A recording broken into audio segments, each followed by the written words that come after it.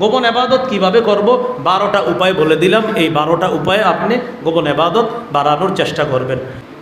গোপন ইবাদত বাড়ানোর কয়েকটা উপায় আমি বলে দিচ্ছি, একটু মন দিয়ে স্মরণ রাখবেন। আল্লাহ সকলকে স্মরণ রাখার তৌফিক দান করেন, অন্তত কিছু মনে থাকবে আশা করি। গোপন ইবাদত বাড়ানোর এক নাম অন্তরের ইবাদত হলো এক কথা, একটু আমার সাথে বলেন, বলেন কলব থেকে কলুষতা দূর করে, অশ্লীলতা বের করে, কুচিন্তা বের করে অন্তরের মধ্যে তাকওয়া পয়দা করা।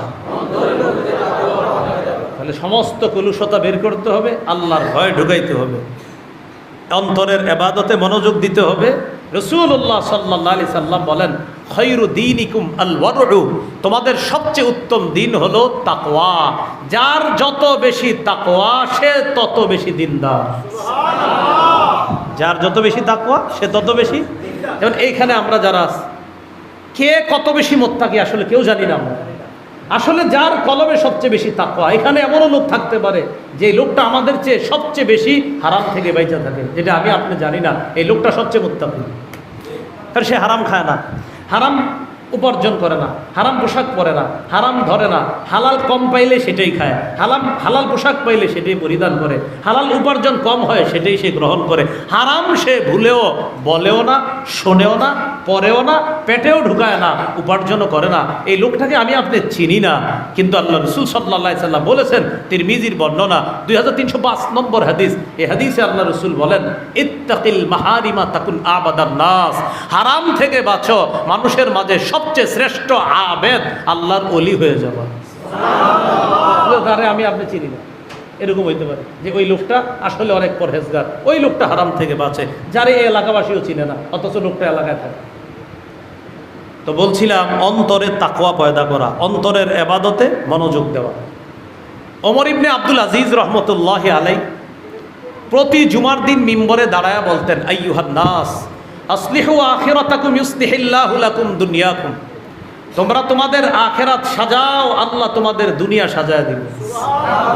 আখিরাত পরিশুদ্ধ করো, আল্লাহ তোমাদের দুনিয়া পরিশুদ্ধ করবে। আমরা বলি দুনিয়া সাজাই আখিরাত হারাই, আসলে এখন থেকে আমরা বলবো আখিরাত সাজাই দুনিয়া কামাই। আখিরাত সাজান, দুনিয়া আল্লাহ দিবে। তো ওমর ইবনে আব্দুল আজিজ বলেন, আসলিহু সারাইরাকুম, তোমাদের ভিতরের যে খারাপ জিনিসগুলো আছে এগুলো পরিশুদ্ধ করো। ইউসলিহিল্লাহু লাকুম আলানিয়াতাকুম, আল্লাহ তোমাদের বাহ্যিক অবস্থা পরিশুদ্ধ করে দিবেন, পরিপাটি করে দিবেন। 2 নম্বর, গোপন ইবাদতে অভ্যস্ত হওয়ার 2 নম্বর উপায়, বলেন আমার সাথে, অন্তর থেকে সৎ আমলের নিয়ত বেশি বেশি করা, দিল থেকে খালি বেশি বেশি নেক আমলের নিয়ত করা। সহিহ মুসলিমের বর্ণনা 1909 নম্বর হাদিস, রাসূলুল্লাহ সাল্লাল্লাহু আলাইহি সাল্লাম বলেন, মান সাআলাল্লাহ শাহাদা বিসিদকিন, যে ব্যক্তি দিল থেকে শাহাদাত কামনা করে, শহীদ হওয়া কামনা করে। কারা কারা দিল থেকে শহীদ হইতে চান? রেডিমেড হাত তোলা নাকি আসলে? এটা কিন্তু রেডিমেড, আর এটা আসলে। রেডিমেড কোনটা? যে ইনশাল্লাহ মানে বুঝায় যে সবাই কইছে আমিও কইলাম, এই আর কি, এরকম না, বাস্তবিক।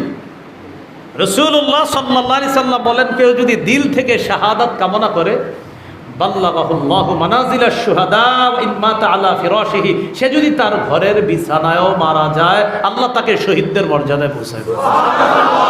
ওই যে নিয়ত দিল থেকে করছে, নিয়ত দিল থেকে। গোপন ইবাদতে অভ্যস্ত হওয়ার 2 নম্বর উপায়, দিল থেকে যে কোনো আমলের নিয়ত ভালোভাবে করবেন। আমি আর পর্নোগ্রাফি দেখব না, কঠিনভাবে নিয়ত করতে হবে যে আমি এটার বিপরীতে জিকির করব, আমি সুবহানাল্লাহ পড়ব, ইবলিস আমারে জ্বালাইলে আমি ইবাদত করব, এরকম নিয়ত করতে হবে। 3 নম্বর, বলেন গোপনে বেশি বেশি দোয়া করা।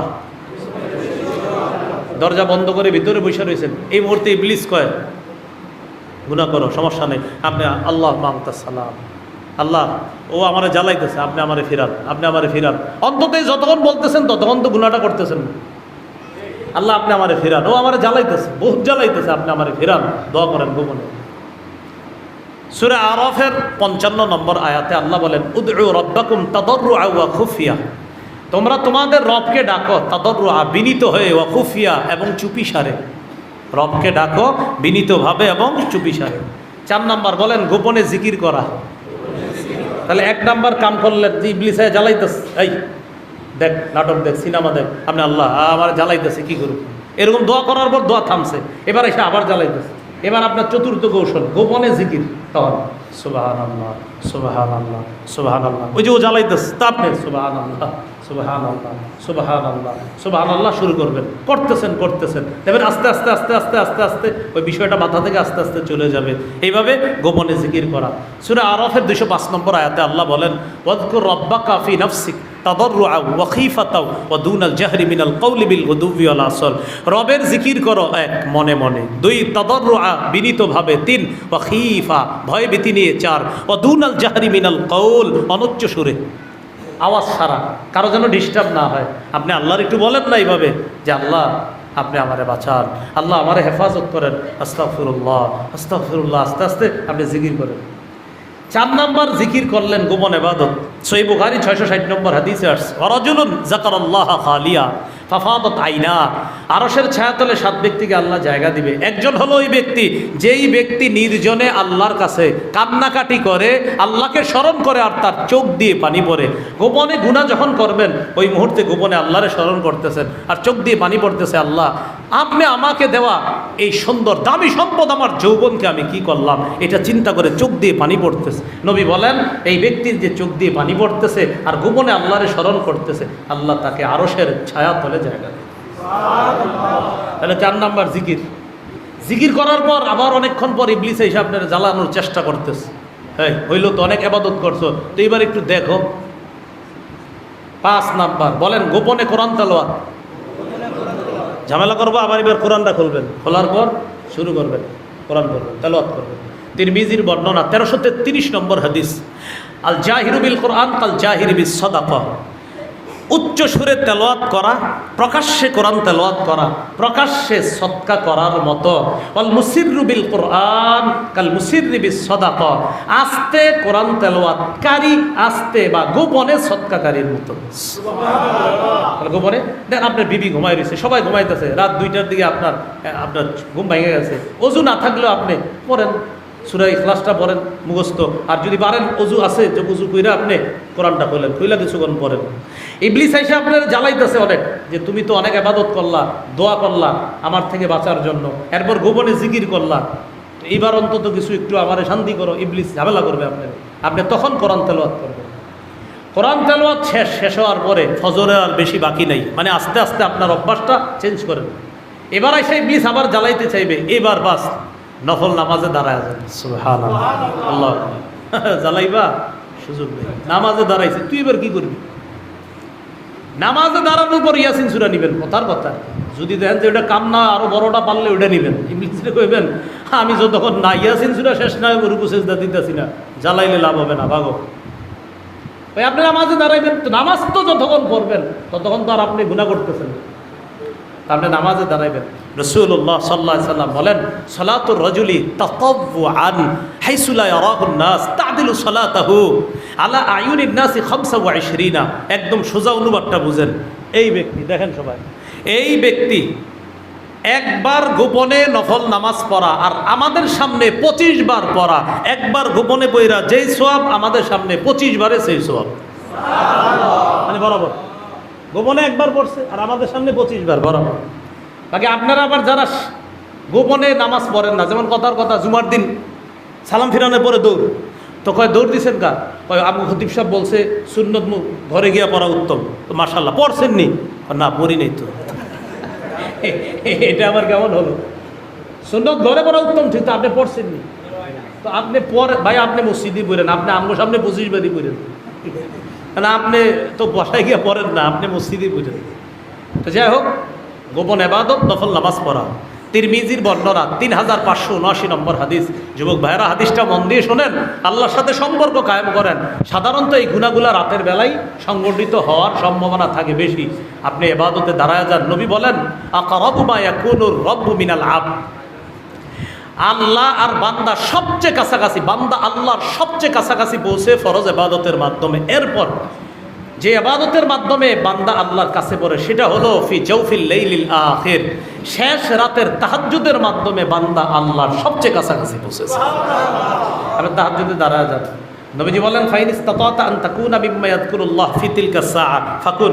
ও আমার উম্মত, ওই সময়ে যারা যারা আল্লাহর ইবাদত করে, তাহাজ্জুদ পড়ে, আমি নবীর আশা তুমিও তাদের অন্তর্ভুক্ত হয়ে যাও। যদি তুমি পারো তুমিও তাদের অন্তর্ভুক্ত হও। এইগুলো 6 নাম্বার, গোপনে নফল ইবাদত করা, নফল নামাজ পড়া। 7 নাম্বার, গোপনে রোজা রাখা। কি রাখা? রোজা রাখা, গোপনে রোজা রাখা। আপনি রোজা রাখবেন দিনের বেলা, যখন নফল রোজা রাখবেন কাউরে বলার দরকার নেই। নফল রাতের বেলা মনে করেন ইবলিস এসে জ্বালায়, তোর মাথায় আনবেন ছি ছি সারাদিন রোজা রাখলাম, আর রাতে এইভাবে আমি গুনাহ করবো না, এটা ঠিক হবে না।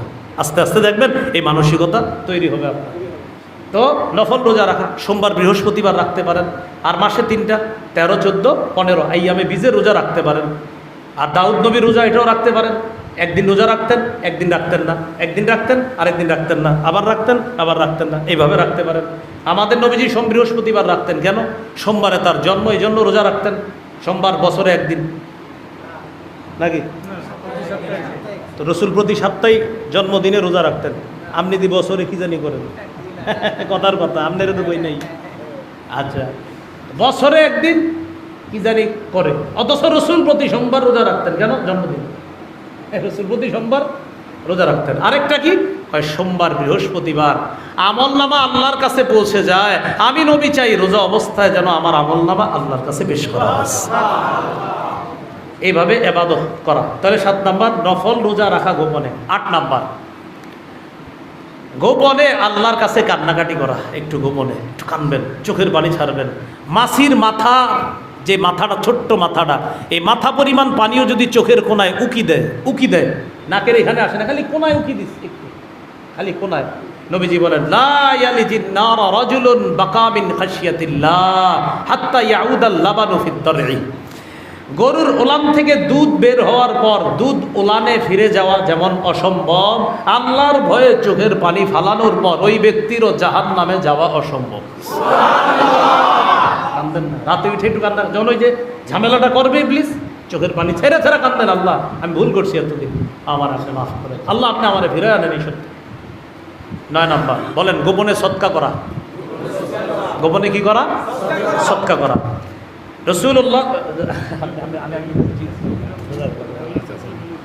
রসুল্লাহ সাল্লাল্লাহু আলাইহি সাল্লাম বলেন সাদাকাতু সিররি তুতফিউ গদবার রব্বি। গোপন সদকা আল্লাহর রাগকে নিভায় দেয়।